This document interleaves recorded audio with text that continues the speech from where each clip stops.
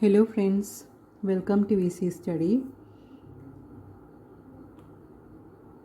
ഇന്ന് നമുക്ക് second യൂണിറ്റായ paper boats നോക്കാം.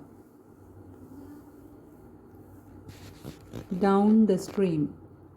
Anna gently walked towards the stream of muddy rainwater. She bent a little and launched a paper boat.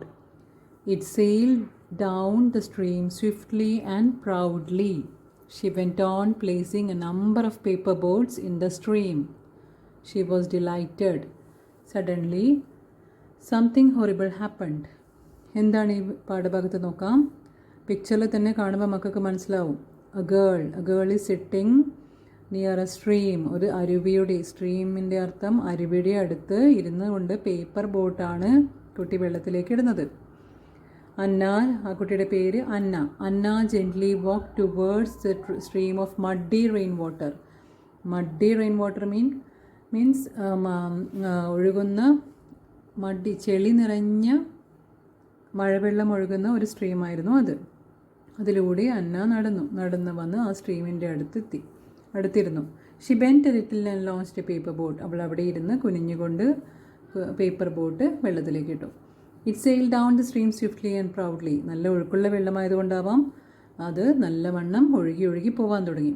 Swiftly, ക്വിക്കായി, തിടുക്കത്തിൽ അത് പോയി. She went on placing a number of paper boats in the stream. അങ്ങനെ ഒന്ന് മാത്രമല്ല, കുറേ ഉണ്ടാക്കിയതുകൊണ്ട് അത് ഓരോന്നോരോന്നായിട്ട് വെള്ളത്തിൽ ഒഴുക്കാൻ തുടങ്ങി.